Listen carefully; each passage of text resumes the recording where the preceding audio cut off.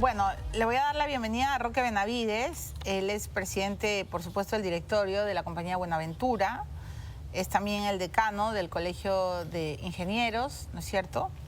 Y es un hombre que en la pandemia, yo lo recordaba hace un rato mientras escuchaba al ex gobernante, que con tanto cinismo hoy día tiene un atril de supuesta moralidad, es responsable de haber también ofrecido mucho oxígeno en el tiempo de la pandemia, ¿no? Y eso creo que los peruanos tenemos que agradecerle siempre a Roque Benavides. ¿Cómo está, señor? Bienvenido. Muchas gracias, Milagros, muchas gracias por los comentarios. Compañía de Minas Buenaventura fue la que donó oxígeno, no fue Roque Benavides. En Compañía de Minas Buenaventura trabajan 12.000 peruanos en 8 regiones del Perú, fundada hace 70 años, y por supuesto los fundadores tuvieron muchísimo de valor en lo que se ha generado para poder donar inclusive oxígeno, ¿no? Sí, claro. Pero, y como presidente del directorio, ¿está preocupado por lo que está pasando en el Perú? Es Puno, o sea, por Dios, la propia presidenta ha dicho que se tiene que arreglar la situación, que es una calamidad, está aislada, destrozada. Hoy día se hablaba incluso de que se ponía sobre la mesa, ¿no? Incluso la fiesta de la Virgen Candelaria, que no se pudo realizar, y los millones que se han perdido en turismo, etcétera. Pero lo cierto es que es un punto de nuestro país que está en rojo, y en rojo verdadero. ¿Qué le preocupa? Quiero saber cuál es su opinión de todo lo que está ocurriendo hoy. Como peruano estoy pues muy preocupado. Cuando uno analiza esta situación, pareciera que el Perú son 2 estados en uno. La costa, la parte, quién sabe, más hacia el mar, y la sierra, especialmente lo que se llamaba el trapecio andino. Pareciera que en el norte las cosas han sido bastante más tranquilas. Por supuesto que nos preocupan las muertes, nos preocupa los policías, por supuesto los militares, y la institucionalidad en general. Yo creo que acá tendremos que hacer un esfuerzo muy grande por dialogar entre peruanos. Lo que hemos visto y estos enfrentamientos, esta violencia que hemos visto, realmente es lamentable. Hay algo que tenemos que hacer distinto para que esos compatriotas sientan que los beneficios de un país que estaba progresando le lleguen. Y creo que en ese sentido hay que repensar pues la descentralización, por ejemplo. Yo creo que lo he dicho muchas veces, yo estudié en el colegio que habían 24 departamentos, al día siguiente aparecieron 24 regiones. ¿Qué regionalización es esa? Tenemos que pensar como pensaba don Javier Pulgar Vidal, en las 6 regiones transversales que sean unidas por el Mar de Grau, costa, sierra y selva en cada región, que le den oportunidades a más gente. ¿Y por dónde cree usted que está por dónde está la luz? O sea, en un shock de inversiones en Puno. Yo recuerdo cuando López Aliaga hablaba de una especie de plan Marshall para esta región, para que se sienta presencia del Estado. Estamos en un momento absolutamente polarizado. Si uno da una opinión, inmediatamente es calificado. Y los extremos, que siempre se agreden, ¿no? Por algo están en los extremos, encubren e invisibilizan el gran drama del centro, porque somos como un sándwich, ¿no? En el medio estamos todos los peruanos escuchando cómo los comunistas y los de la extrema derecha, de la izquierda, bruta y achorada, están disparándose todo el día y la llaman ilegítima a Boluarte. López Obrador hoy día la ha llamado espuria a la presidenta del Perú. Y mientras tanto en Puno pues no la reconocen, y en Ayacucho le cantan en los carnavales bastantes groserías que no puedo ni repetir, ¿no? Entonces, ¿dónde está la luz? Realmente pareciera que la comprensión de la situación es distinta para algunos peruanos que para otros. Nosotros hemos visto al presidente Castillo temblando, diciendo: voy a dar un golpe de Estado, voy a cerrar el Congreso, voy a cerrar el Poder Judicial, el Tribunal Constitucional, la Fiscalía. Eso es un golpe de Estado. Y la verdad es que el Congreso hizo bien en destituirlo. Ahora, pareciera que otra gente ha entendido como que el pobre Castillo y que el Congreso tiene toda la culpa. Sinceramente, yo no logro entender esta situación. ha habido un problema de comunicación y yo creo que el gobierno también tiene que hacer un esfuerzo para transmitir este mensaje. Pues, hoy día con las redes sociales se pueden mandar pues spots así para que la gente más humilde entienda. Pero las redes sociales también son muy contaminantes, ¿no? Porque hoy se habla de una dictadura cívico-militar, de una dictadura parlamentaria. Hoy se dice que el TC le acaba de dar todo el poder a un parlamento que no tiene ni siquiera aprobación y que Dina Boluarte pues es una genocida, una pobre gobernante que va a terminar presa y que es un títere de la derecha. Eso, la verdad es que no tiene ni pies ni cabeza eso. Así que, no sé, yo no lo logro entender y creí que era una de las personas que podía entender la situación de mi país. Sinceramente me deja desconcertado. Creo que lo que hay que hacer es dialogar y transmitir mensajes bien preparados, bien sustentados, con el sustento legal que se necesita para que la gente entienda qué cosa es lo que está pasando. En el entretanto, usted mencionaba el tema de un plan Marshall. Nosotros lo hemos mencionado también. Y el plan Marshall debería de ser proponer a todas las empresas privadas del Perú que inviertan en obras por impuestos en Puno, en Cusco, en Ayacucho, en Apurímac.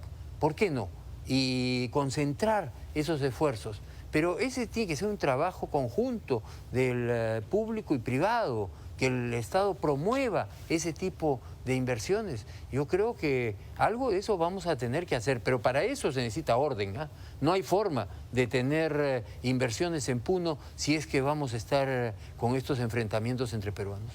Y en esa búsqueda del orden, Dina Boluarte, ¿se tiene que quedar hasta el 2026 o tiene que irse antes? Yo no creo que esté en condiciones de decir que se vaya o no se vaya. Ella misma dijo que quería irse en el 2023. No se llegó a un acuerdo con el Congreso torpedió esa propuesta, se dijo 2024, pareciera que no hay una decisión tomada. Pero hoy día ha dicho por enésima vez que no va a renunciar, que esa no es la salida ni es el camino, que nadie va a ganar con su renuncia. pero es que entendamos cómo comenzó toda esta discusión, que el Congreso tenía que aprobar una ley para modificar y llamar a elecciones anticipadas. Nunca se le ha pedido a ella la renuncia. Y sinceramente, constitucionalmente le toca a ella. ¿Nos conviene una elección anticipada? Yo la verdad es que en esta situación de confrontación que existe, no sé si es que sea lo más conveniente, pero no tengo una opinión formada.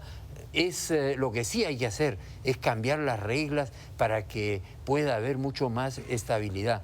Lo más inteligente que yo he escuchado en los últimos días es que estamos en una democracia que no es parlamentaria, pero tampoco es presidencialista. Entonces, ¿en qué somos una cosa rarísima, un híbrido. Es que en otros países es claramente presidencialista o claramente parlamentaria. Analicemos ese concepto. A mí me parece que tenemos que hacer cambios políticos. Por ejemplo, ¿por qué tiene que ir el gabinete de ministros a ser ratificado por el Congreso de la República? Eso le da un poder extremo al Congreso de la República. El presidente debe venir con sus ministros. Y si algún ministro mete la pata o hace algo inmoral, pues lo censuras. Así es. O sea, usted está en contra del voto de confianza. Por ejemplo, eso me parece innecesario. Yo creo que hay que regresar a que haya reelección congresal. Porque ser congresista es un oficio, no es que uno nace sabiendo cómo se es congresista, no se sabe ni siquiera dónde están ubicadas las distintas oficinas. Y yo creo que es un absurdo que no haya reelección. Yo creo que el presidente de la República debe ser más empoderado, pero por supuesto eso implica que elijamos bien y que hayan partidos políticos sólidos. El alcalde López Aliaga decía el otro día que este gabinete le parece de lejos, ¿no? De lejos, muy superior, que es algo que no había visto en décadas, ¿no? Yo le pregunté si no estaba exagerando y me dijo no, que él cree que hoy Boluarte ha logrado reunir a funcionarios, ¿no? Que saben y que quieren tratar de revertir la situación. ¿Qué piensa usted del gabinete de Otárola? Comparativamente, el gabinete de Otárola con cualquiera de los gabinetes del señor Castillo es el día y la noche. No cabe la menor duda. De ahí a que sea el mejor gabinete de los últimos 30 o 40 años, eso sí lo dudo. Yo creo que hemos tenido muchos mejores ministros en otros gobiernos, pero la verdad es que mis respetos al ministro de Economía, mis respetos al ministro de Educación, mis respetos a los ministros en general, pero yo creo que lo que hay que hacer es reestructurar el Estado. Hablábamos, por ejemplo, ¿por qué el Ministerio de Educación, el Ministerio de Salud, el Ministerio de Vivienda, el Ministerio de Transporte y Comunicaciones tienen que hacer obras? En el pasado existía lo que se llamaba el Ministerio de Fomento y Obras Públicas. ¿Por qué no hay una entidad del Estado que haga las construcciones? Para que no se paralicen los proyectos. Esta es una idea que ha soltado Carlos Neuhaus, que a mí me ha parecido brillante. Y yo creo que hay que pensar en reestructurar el Estado. O sea, descentralizar el rubro de la construcción, de la infraestructura, para que en cada sector no esté paralizado. Claro, pero no, centralizarlo, no descentralizar, centralizar. El fomento y obras públicas, y para que el ministro de Educación se dedique a la calidad de la educación, y no estar pensando en cuánto se dedique a la calidad de la salud. ¿Qué sentido tiene que haya Ministerio de Vivienda y haya Ministerio de Transportes y Comunicaciones? Yo creo que el Estado... No, el sentido es que se roba mejor. El Estado ha fallado, y el Estado, que es la empresa de todos los peruanos, porque todos somos responsables de que nuestro Estado no funcione, y que tenemos que ver los mecanismos para que realmente ese Estado funcione, traiga beneficios y la gente sienta que se está mejorando la situación. El problema de muchos de nuestros compatriotas es que no ven que la situación mejora. Y por eso también no quieren pagar impuestos, porque saben que su plata se la van a robar.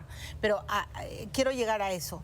¿El Estado ha fallado o, digamos, estaban dadas las bases para que todo funcionara mejor, pero la corrupción terminó malogrando todo? Estoy pensando en el Ministerio de Educación, donde hablan de las consultorías. La propia, en el Ministerio de Salud han dicho que van a destapar la olla. En todos los ministerios van a destapar las ollas de las consultorías, donde al parecer se han estado...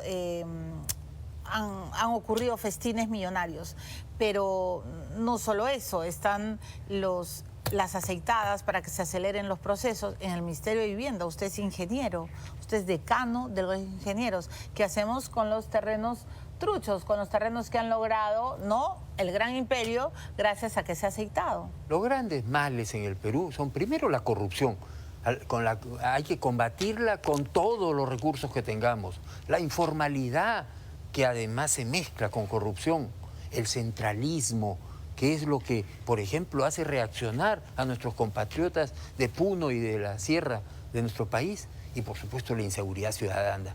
Yo creo que tenemos que concentrar en esos esfuerzos. Ahora, ¿este gobierno es mejor que el anterior? Sí, pero la señora Boluarte ha sido parte del anterior. Es complicado porque no es muy coherente.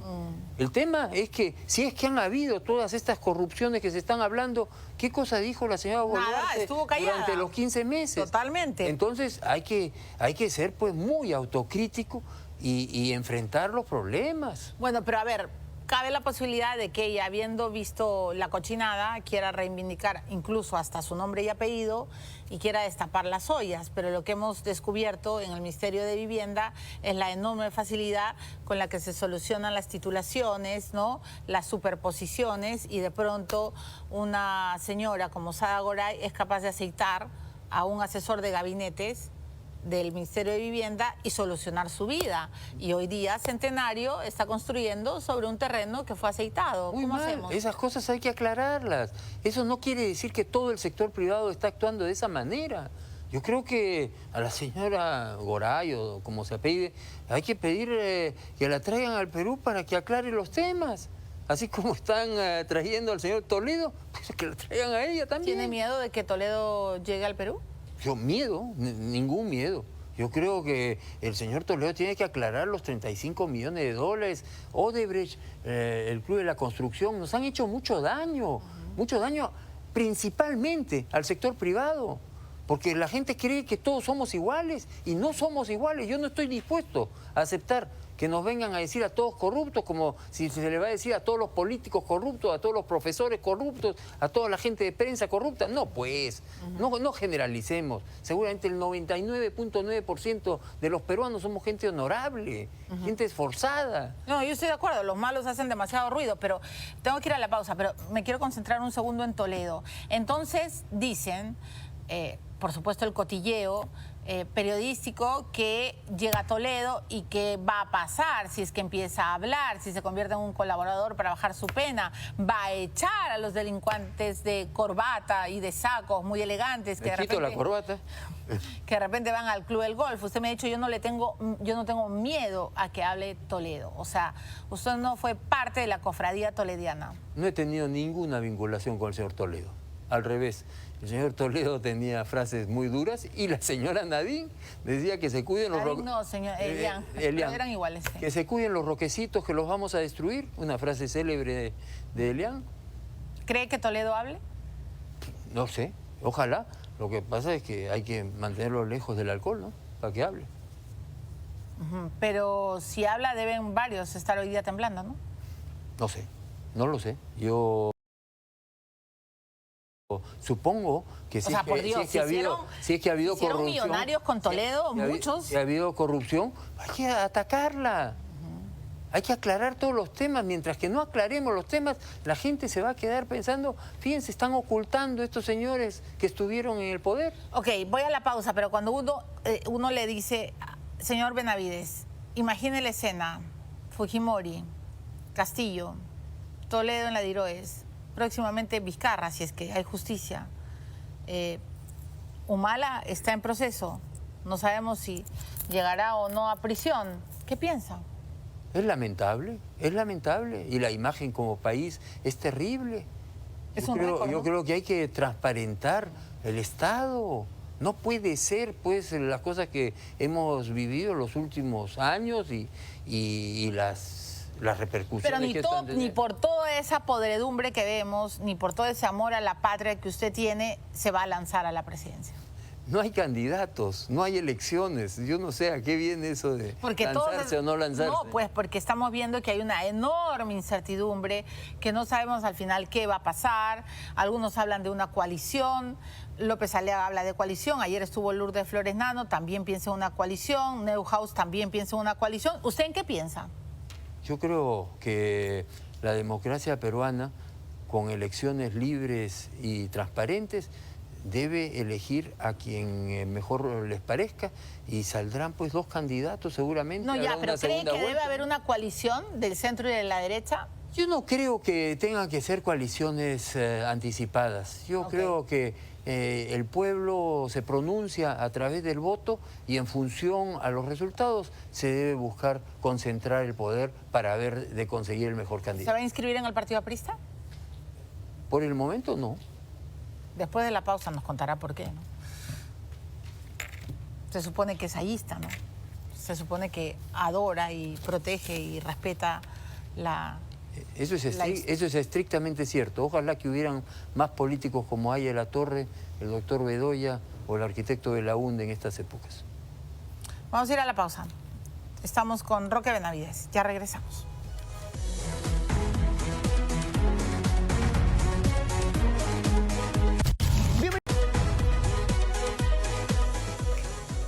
Bueno, estamos entrevistando a Roque Benavides, que, bueno, pues por supuesto cree en la minería. Yo no sé si Boluarte cree en la minería, me quedaba claro que Castillo no creía, pero Boluarte era parte de Castillo. ¿Y ahora cómo haríamos? ¿Cuál es el destino de la minería con este gobierno? Nuestro sector tiene un rol fundamental que cumplir en la economía peruana y creo que nadie puede negar eso. Lo que es concreto es que los proyectos mineros se han paralizado. Sí, claro. Después de que Yabeco ya no tenemos proyectos de magnitud.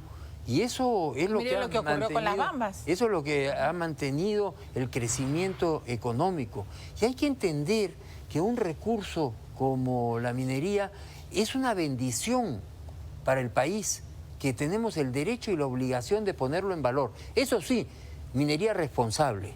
minería que cuide el medio ambiente, minería socialmente responsable, minería que contribuye con la economía de nuestro país. Pero usted ha visto lo que ha pasado con las protestas, lo que ha pasado con las grandes mineras y además imagino que pues siempre escucha la grita de Perú Libre, ¿no? O sea, Vladimir Cerrón está convencido de que la gran minería solo ha servido para enriquecerlo a usted y a otros propietarios. ¿Qué le contesta? Está absolutamente equivocado. Un país como Canadá, un país como Australia, un país como Chile, que está mucho mejor que nosotros, con todos sus problemas, han basado su economía en la puesta en valor de sus recursos minerales. En Canadá se sienten orgullosos de su minería. En Australia han desarrollado una industria accesoria a la minería de equipamientos y cosas de ese tipo que han permitido industrializar el país. Sí, pero nosotros podríamos hacer exactamente lo mismo. Claro, pero le van a decir que en Canadá, en los lugares donde ha habido desarrollo de la minería, las ciudades también se han visto favorecidas, cosa que no ha ocurrido en el Perú. Pero ¿cómo no va a verse favorecido? La región que más crece en el Perú es Arequipa. Y que enhorabuena. ¿Y por qué ha crecido Arequipa? Por la industria minera, por la ampliación de Cerro Verde, por la influencia positiva de Bambas y de Constancia, por las minas que hay en Cayoma y en Castilla. Claro que está demostrado que la industria minera ha contribuido. De ahí a que se diga que, por ejemplo, que en Cajamarca sigue siendo un departamento pobre, porque toda la minería ha estado concentrada en el sur del departamento. Claro, San Ignacio y Jaén no tienen minería. Y en Apurímac realmente la única mina que hay se llama Bambas y que está en una zona de Apurímac. Pero creo que hay que poner en valor todos los otros recursos. No se olvide. Apurímac significa cerro hablador, Apu-Rímac. Ese cerro nos está hablando y nos está pidiendo que lo pongamos en valor. Yo creo que el exgobernador Lantarón lo decía constantemente. Quién sabe, no transmitió todo lo que pudo hacer, pero definitivamente Apurímac tiene un potencial muy importante que contribuiría a que los jóvenes y la gente más necesitada también pueda progresar. Pero eso no se hace de un día para otro, y menos cuando un proyecto minero está tomando entre 10 y 15 años para desarrollarlo. Sí, claro, y menos con inseguridad. ¿En qué espectro político se ubica? ¿Quién es hoy Roque Benavides? Porque claro, todo el mundo se etiqueta y se autodefine, ¿no?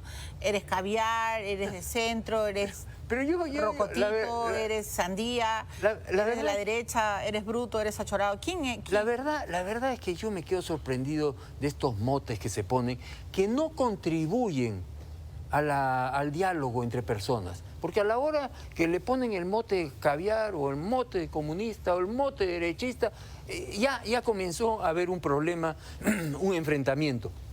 Yo soy de los que creo que ya los términos derecha-izquierda ya son obsoletos. Pero, pero usted no es comunista. Por supuesto que no soy comunista, porque el comunismo se derrumbó con el muro de Berlín. No nos olvidemos, por Dios, el año 89 no es que tumbaran el muro de Berlín, se derrumbó, se derritió. ¿Y por qué? Porque el comunismo, que duró 60 años, desde 1917, ya no resistía ningún análisis. Y quedó demostrado que lo único que podía darse es una economía de libre mercado, social de mercado, como quieran llamarla. Pero a la izquierda peruana no creen eso. Incluso ellos creen en la refundación de la patria y creen en la instalación del socialismo del siglo XXI. Bueno, pero se han quedado en el pasado. Quien pueda creer que Corea del Norte o Cuba o Venezuela son la alternativa, bueno, la verdad es que mejor se vaya a un bar a tomarse un trago, porque eso es un absurdo, eso no tiene ningún sentido. Nosotros tenemos que pensar en países como Corea del Sur, como Singapur, como Australia, como Canadá, países exitosos. Lo que nosotros queremos es darle oportunidades a nuestra gente, y eso no se va a lograr destruyendo la propiedad pública y privada ni con bloqueos de carreteras. Se va a lograr generando el ambiente para que haya mucho más inversión, que es lo que genera puestos de trabajo. Pero ¿cómo hacer con una gobernante que en el corazón es roja? Bueno, ideológicamente... esa es la que nos ha tocado, con la que nos ha tocado vivir. Y eso constitucionalmente es lo que corresponde. Pues lo que tenemos que hacer es tratar de convencerla de que hay pues un mejor camino que el camino de la destrucción. Y que el orden y por supuesto el desarrollo del país son lo que es fundamental.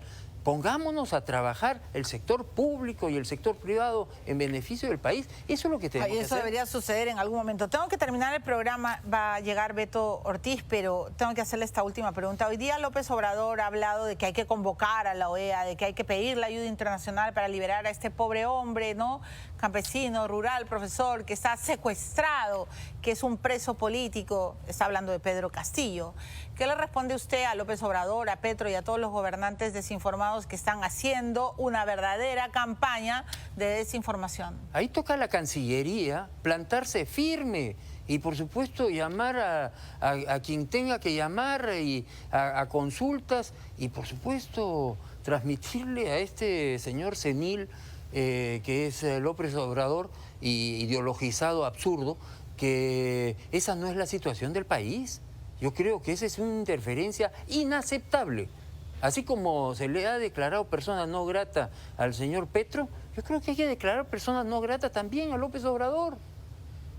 Eso es lo que hay que hacer. ¿Y qué hacemos con Aníbal Torres y con Duberly Rodríguez? ¿Cómo los declaramos? Bueno, ellos creo que también tienen pues un problema de senilidad, ¿no? Pero no, bueno, creo que se escudan en la vejez, pero tontos no son, astutos sí. Bueno, están equivocados. En lo que a mí respecta, están equivocados. Bueno, muy bien. Muchas gracias. Yo quisiera invitar al Congreso Nacional de Minería que estamos organizando como Colegio de Ingenieros en Trujillo del 17 al 21 de abril de este año, para ahí demostrar cómo la industria minera contribuye al crecimiento del Perú. Llamaremos la atención, por supuesto, de que Chaimochic tiene que destrabarse y que no pueden haber tantas obras públicas paralizadas. Así que yo espero que todos los profesionales, ingenieros de minas, metalurgistas, geólogos, nos acompañen en Trujillo. Perfecto. Muy bien, muchas gracias. Lo vamos a volver a convocar para hablar de ese y otros grandes proyectos que, en efecto, tienen que salir adelante. Gracias, señor Benavides. Muchas gracias. Pensé que me iba a decir quién iba a ser su candidato aprista, pero me queda claro que todavía no lo quiere soltar. No tengo tiempo para más. Vamos a...